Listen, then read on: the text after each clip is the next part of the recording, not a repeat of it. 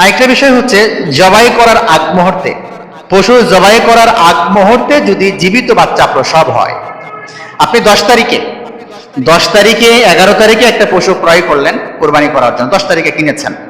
এখন তো এই পশু কোরবানি করা আপনার জন্য ওয়াজিব হয়েছে, যেহেতু আপনি মালিকের নেশাব জরুরি। কোরবানি করবেন এর আগ মুহূর্তে বাচ্চা জন্মগ্রহণ করেছে, কোরবানি করার আগে যদি বাচ্চা জন্মগ্রহণ করে, তাহলে ওই বাচ্চাকেও কোরবানি করে দিবেন এবং ওই বাচ্চার মাংস সদকা করে দেবেন। কোরবানির যে প্রাণী, এই প্রাণীর মাংস, কোরবানির পশুর মাংস আপনার জন্য, কিন্তু যে বাচ্চা, ওই বাচ্চার মাংস আপনি সদকা করে দেবেন। আবার যদি মনে করেন যে আমি সদকা করবো না, জীবিত কাউকে দান করবো, আপনি জীবিত কাউকে সদকা বা দান করতে পারেন, কোনো সমস্যা নেই।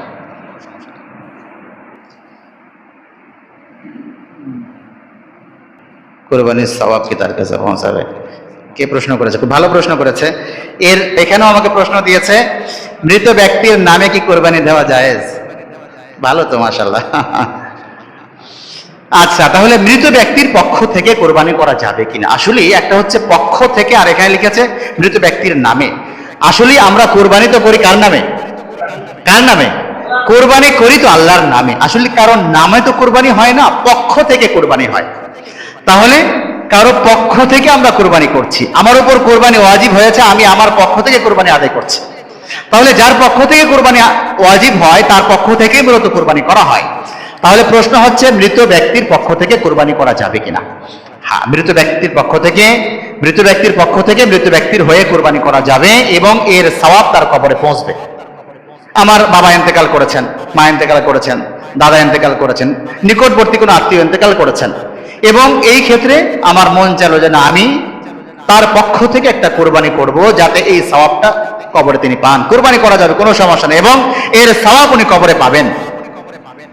এখানে ছোট্ট একটা বিষয়, সেটা হচ্ছে যদি তিনি ওসিয়ত করে যান, ওসিয়ত করে গেছেন যে বাবা আমি মারা যাওয়ার পরেও প্রত্যেক বছর আমার পক্ষ থেকে কিন্তু একটা কোরবানি করবে, এবং সামর্থ্যবান ব্যক্তি ছিলেন, যেই পরিমাণ সম্পদ রেখে গেছেন ওই পরিমাণ সম্পদ থেকে প্রত্যেক বছর কোরবানি করাই যায়, কোনো সমস্যা নাই। এরকম যদি হয়, এমতো অবস্থাতে ওই ব্যক্তির পক্ষ থেকে কোরবানি করবে, এটা ওসিয়তের কোরবানি, এবং ওসিয়তের কোরবানির মাংস নিজেরা খাবে না, এর মাংস সদকা করে দিবে।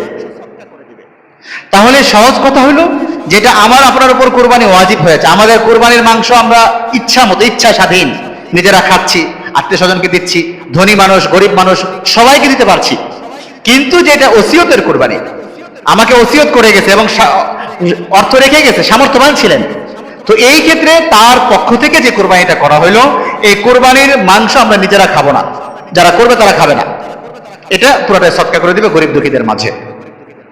যদি ওসিয়ত করে না যেয়ে থাকে, যেমন সাধারণ কোরবানি ওসিয়ত করে যায় নাই, কিন্তু দিলের প্রশান্তির জন্য, যে আব্বা মা ইন্তেকাল করেছেন কিন্তু ওসিয়ত করেন নাই, ওসিয়ত ছাড়া যদি হয়, তাহলে এটা সাধারণ কোরবানির মতো মাংস খেতে পারবো নিজেরাই, কোনো সমস্যা নাই।